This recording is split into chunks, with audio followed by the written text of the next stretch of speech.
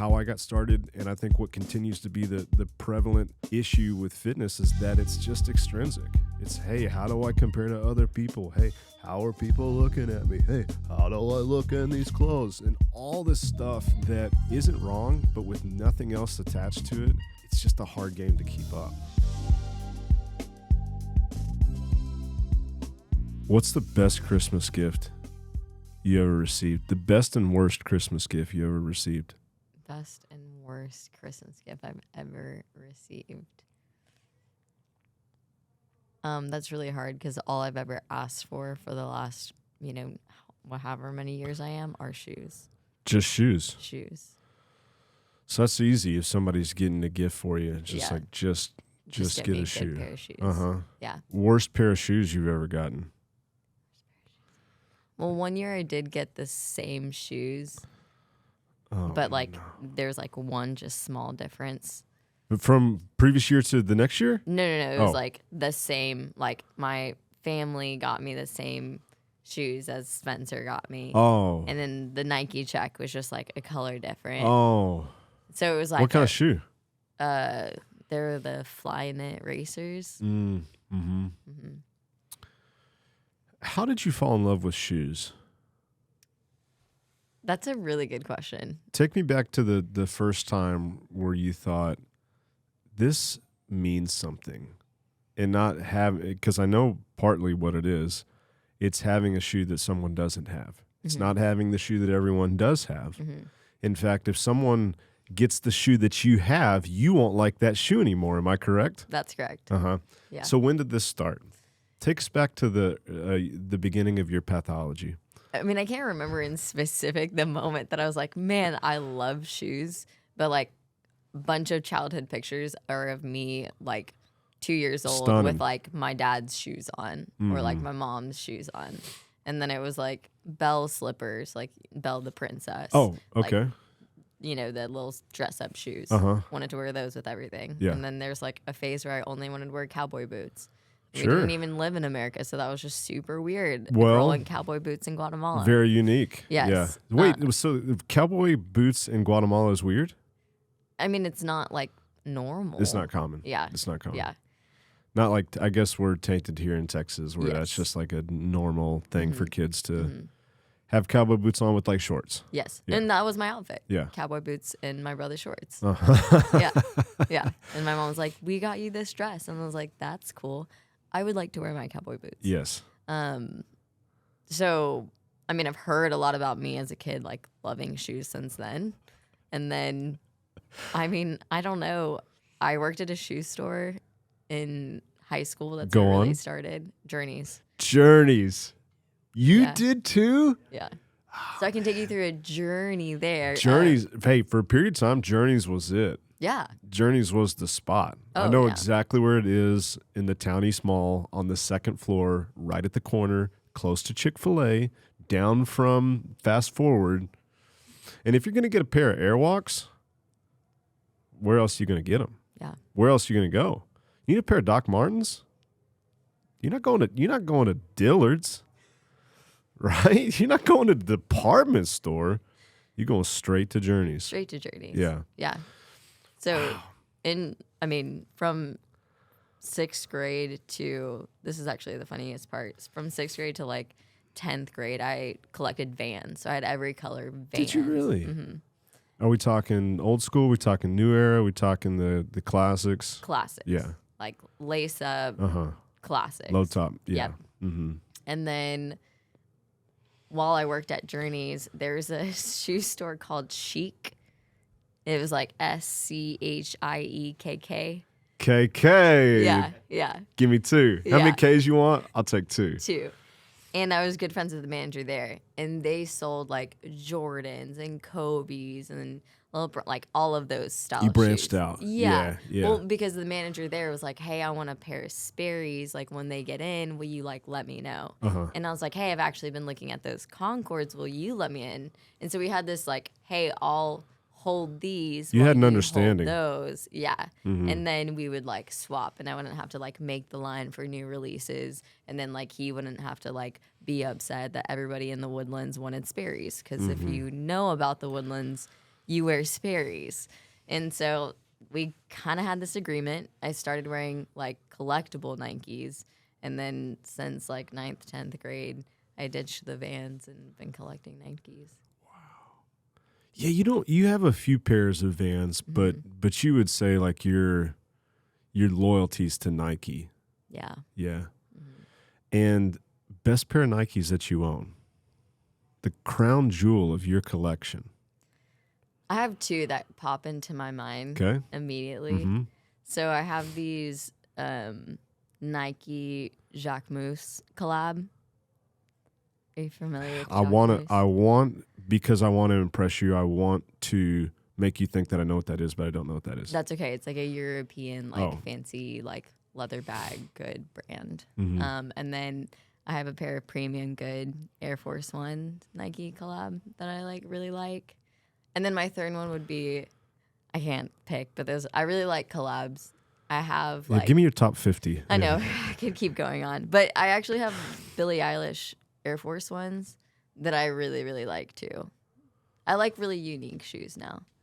Like if I have to refresh 100 times to try to get them, that's an adrenaline rush I am stoked on. Oh, I never felt so alive. Yeah. Click and refresh. Yeah. Especially, it's really bad when I'm like, refresh yours, Spencer, refresh yours. And then random people next to us, if we're at a coffee shop, I'm like, hey, do you have the Nike app? Like you'll get a. I'll try to get as many people as possible to try involved. To Not for them. No. Just for you. Yes. Like, guys, join my crusade. Yeah. Join my journey. Well, it's a fun. I know that anybody that is friends with you in person pretty quickly knows that about you because shoes are apparent, and you usually have a cool pair of shoes on. But I just thought, for those that maybe haven't seen your feet in a while, that's a fun little fact about you. It's a fun little thing to dig into. How many pairs of shoes do you have? How many pairs of Nike? You don't want to say. I don't. You don't want. You're embarrassed to say. I'm gonna say numbers, and you don't even have to respond. But we're gonna see if we can arrive at something that we understand without really confirming or denying. 25. Cold. 50. Warmer. 75. You're getting pretty hot. Triple digits. No, now you got back to cold. Okay. All right. Hey, we're not gonna back you into a corner and say exactly how many, but we have a ballpark. Yeah, ballpark range.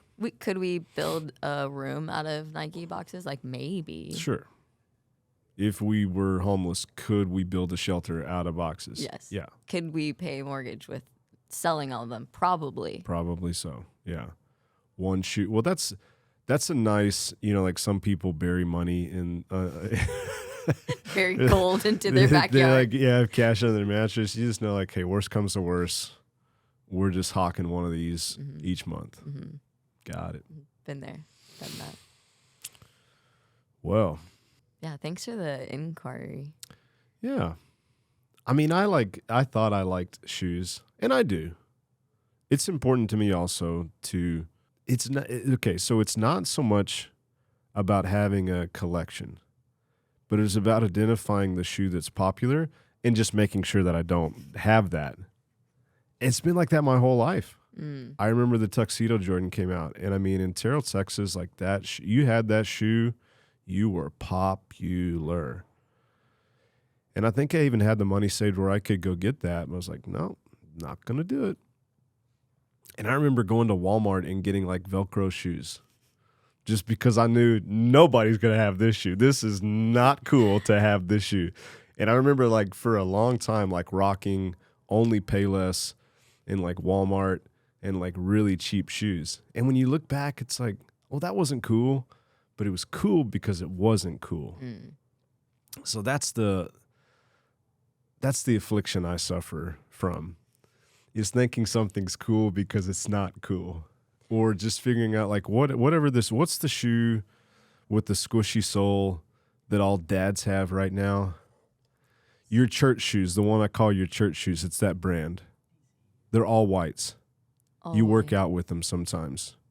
Oh, the Ons? Yeah. That brand, I was like, they could come up with the coolest looking shoe that ever existed, but I won't buy it.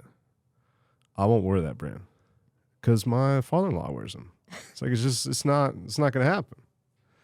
Well, I started wearing those to work out in because my original workout shoe, somebody got them. So Yeah. Won't name his name, but we know who it was. All right. What do you want to talk about today? What about, since we've been talking about, journeys and aging into different seasons? Yeah. We could talk about the journey through the Institute. I think that's a great idea. The Institute, can you describe that? Because I don't want to assume that anybody knows anything about what we've been up to. Yeah. So when we say the Institute, tell them all about it. It's a 10-week cohort where we take a group of individuals who are ready to, I would like to say, level up their coaching. And if they haven't coached, then just a direct way to start to go into coaching by taking them through a journey of what we do here at BPR. Instead of jumping straight into teaching them how to be a really good coach, we take them through the journey themselves so that they can experience it. And then after their experience, they can head into coaching others. A lot of that starts with identifying certain things in their own life, behaviors, limiting factors. And then once we get a little bit of data on that, we get into the emotional stuff like past stories, why they believe certain things. And then once we establish that, we go into a really good process of how we use that information to be able to coach them better and then coach them long term. Have you enjoyed doing it together? Have you enjoyed branching out from what we typically do? Which is, for those of you who don't know, Mar's the most successful coach that's ever worked here and that I've ever worked with. So, on a day-to-day, you're working with a lot of clients. And then in addition to that, you're the director of coaching. And so you're coaching the other coaches that are here. But I don't know about you, but this just felt like a really cool departure. Sounds like we're doing something different. It just feels like a really cool compliment to what we typically get to do. What has been your experience? Because I don't want to assume that it's been exactly like my own. Yeah, I think it's been really cool. And I think I've mentioned this before, but coaching the coaches here at BPR is a really unique experience because I know that these coaches have the same vision that I do. Otherwise, we wouldn't be working together. But then to be able to work with coaches who aren't in these four walls, who have a very similar vision of how they want to approach coaching and even who they want to be as coaches, to find people anywhere from California, Canada, New Jersey, is just really cool to hear their story and for them to say like, hey, I'm not even anywhere close to you guys, but I've heard what you're doing and I want to be a part of it and I want to do it like you, has been really encouraging. Yeah. It lets me know that, it's not just the people I work with that are like on board, but there's way more people out there that are like, hey, no, I too want to do that. And so it's been really cool for me to even just see like other people's interest and to be like, okay. And then for having people ask me, hey, help me do this, has been even cooler. I couldn't agree more. Back to the, hey, whatever you're doing, I want to do the opposite of that. I think the Institute has taken a much different direction than, because we've been scheming about this for years, right? Hey, what would it look like to coach coaches? And now that we actually have done it, like Monday will be the last week of this 10 weeks. It's gone different than I thought that it would. We've talked about things differently than I thought we might have. But I agree with what you're saying, that I've felt most of my life felt like I don't really fit in. And maybe for the first time ever, like on this group, and we're on a Zoom call, but on this group, I was like, these guys get it. Which has been weird for me to wrestle with, because as I described earlier with Velcro shoes, like I most of my life have tried to avoid fitting in, but now I feel like here's a group where it's like the things that we're fitting in with aren't superficial. They're not extrinsic like shoes. It's something that we seem to all have in common from like an intrinsic standpoint.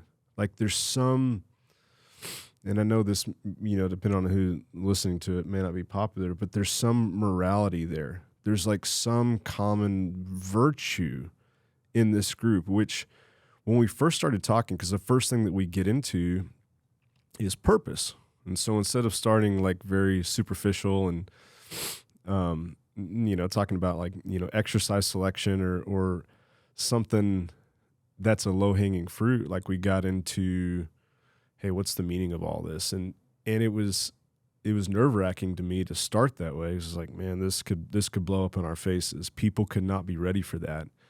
But regardless of age, regardless of country, because we had a few people that weren't from the States, like everybody was dialed in to like the same thing that we are here.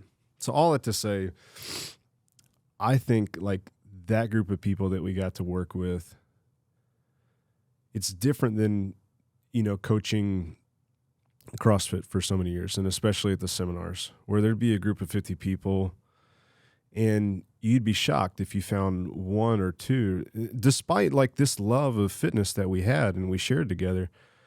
I always felt like, man, I don't know if I really want to hang out with any of these people. Yeah. No offense to anybody that took a level 1 or level 2. Everyone that took your level 1 is like, but not me. No, yeah. Except for you. You know who I'm talking to. You were the one. But this group is like, man, if we were in person, I think there'd be like a fast friendship. Not even because of exercise, but just because of the things that seem to be more important than that. Whew, that took a long time to unpack, but you get what I'm saying, right? No, for sure. I mean, I couldn't relate more, not to continue the shoe analogy, but I'm a gatekeeper. I'll say it. Like if someone's like, hey, cool shoes, I'll lie to you. I'll be like, yeah, I got them 10 years ago. I probably got them like 6 weeks ago. That's true.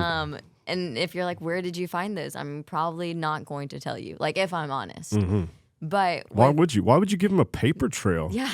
I mean, I can't have you know. Why do you think I got these in the first place? So you can get them too? Exactly. Thank you for understanding. So just don't ask me. But what I was going to say was with the Institute, it was actually one of the first things that I knew was like super cool and hip to us that I was like, no, I actually want everyone to know about this. Mm-hmm. And so that was one of my favorite parts of the Institute is actually knowing like, hey, I think this thing is hip and cool, like the latest Nikes. And I'm like ready to share with you because I too want you to be on board for this. Mm-hmm. And so that's been a really exciting part of it. And I think one of the reasons why I do think it's so hip and cool is it's not really systematic. Though I love systems and I can tell you like, okay, from here you do this and then you do this and this is how you create success. Like I'm going to check the box girly all the way. But with the Institute and what we talked a lot about and the purpose and the feelings and the emotions part of it is it's not a system. It's a lot of feeling, and you can't control people's feelings. But where the system comes in is where we start to talk about what to do with the feelings and the steps to go from there. And I think that's what makes this Institute so unique from any online course I've ever taken myself, or even teaching others who have done, even the internship in person here.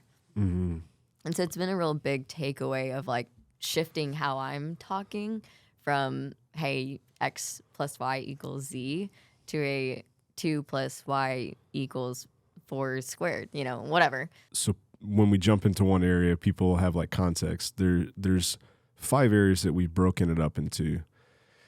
And some of this, the way that it had been developed was, hey, what do I wish that I had several years ago? And what do I continue to feel like I need to coach like the full human, to coach someone's life, which is messy, which is complicated, which isn't always formulaic. Hey, just do this and all your problems will be solved. And so the best that we could figure out, and this is just our own style, there is a section on purpose. There is a section on systems thinking because, everyone is different and unique, but it really helps to have some type of framework to come back to so people can express their individuality within some type of structure. Like you said, we got into how do you go about iterating? How do you go about trying something with someone across the areas of their life? And how do you control for that? How do you figure out what to do when something doesn't work, which inevitably it won't? We then got into that big topic of like what to do when things go wrong. And then this last part we've called guidance. And for guidance, it's the one I find myself thinking about the most. And I think about it the most, and this is the reason that I bring it up, is because for most of my career in strength conditioning, it was about trying to optimize the thing that the person was doing. And to your point, that felt very mathematical. That felt very organizational. But how I feel today is that my job is to be an expert in that person. My job is to so closely observe how we interact, to observe how they fail, to observe how they respond to these things that we agree upon, that I become an expert in who they are. Now, it's impossible to do, but it's a really cool notion, and it's wildly different than anything I've ever heard in strength conditioning, where, you hear BS like, if your client doesn't do what you say, you better fire him. It's like, what a crock of shit that is. And in this paradigm that we're presenting, it doesn't feel superficial. And it's always been the issue I've had with fitness. It's like, let's focus on performance. Let's focus on how we look. Let's focus on all this stuff that isn't wrong, but that felt like all there was. It felt like shoes with no personality to go with it. What's funny, when you look back at like these 10 weeks, we've talked about the nuts and bolts of fitness very little. And we could talk ad nauseum about it. Between just the two of us, we know a thing or two about program design and nutrition and all this stuff that is, systems and on the surface. But I think the point of the Institute is to start to look at how fitness could be intrinsically beneficial instead of extrinsically beneficial, which how I got started, and I think what continues to be the prevalent issue with fitness is that it's just extrinsic. It's, hey, how do I compare to other people? Hey, how are people looking at me? Hey, how do I look in these clothes? And all this stuff that isn't wrong, but with nothing else attached to it, it's just a hard game to keep up. So I think there's like a really cool like virtue that we're trying to rope back in to something that I feel like has been stripped of that. You think back to the Greeks and the Romans. It's like those guys got it. Like they figured it out that there was no separation between them being physically active and then their brains being psychologically active. Like they get it. I had a counselor years ago tell me that if everybody that I saw exercised, I would be out of business. It's wild, huh? Now, I don't think it's as simple as that, but the point is that these things, and I think that's our central thesis, is they're intimately connected. And how could we make exercise like something that's cool, but not in the way that other people think it's cool? How can we make it a Velcro shoe? How can we make it the Billie Eilish Air Force Ones? What do you think about that? I caught myself monologuing there. No. I mean, all that's really coming to you mentioned a lot of like the strength and conditioning, the program design. And I think what was really cool about this evolution is that I think we just kind of got tired of it. Like, Mm-hmm. I mean, I don't think I'll ever get tired of someone hitting a PR. Like, that's always something No. super excited and celebrated. But hitting the more intrinsic evolution that you just mentioned, hearing people say how, you know, the way that they've trained or approached nutrition has also made them a more resilient father or more resilient at their job or, you know, whatever it may be, accomplishing things that they've never, you know, going up Mount Everest, whatever, to me is a lot more exciting. And a lot of that's because now I've given somebody the tools to not only be really successful inside of the gym, the 1 hour that we're together, but now I've given someone tools to now be really successful with the other 23 hours of their day. Yeah, I mean, that sounds like life. Yeah. You know, instead of like separating it or somehow saying like, hey, because I did these pull-ups fast, like my life's going to be great. And it's like, well, why don't we just figure out how to make your life great? Mm-hmm.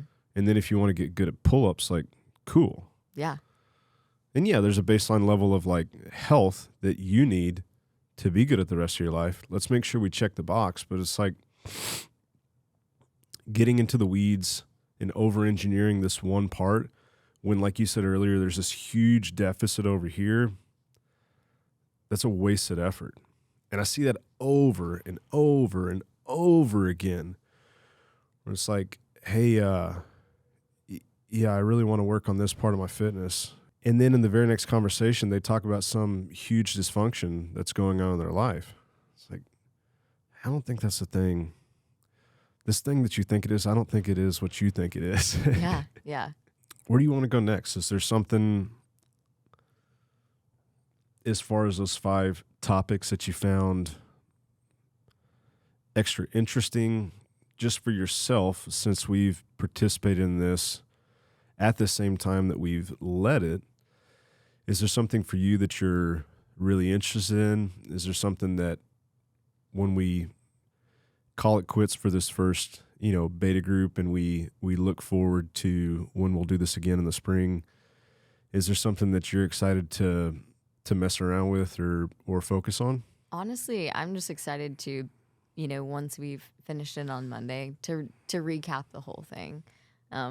And not having to recreate something, but instead getting to, we don't need to make any more new graphs, but to actually get to, one, celebrate it. I mean, we talk about stress cycles all the time. And so I think the most important piece is, one, getting to celebrate that we're doing something we've been saying we're going to do for years.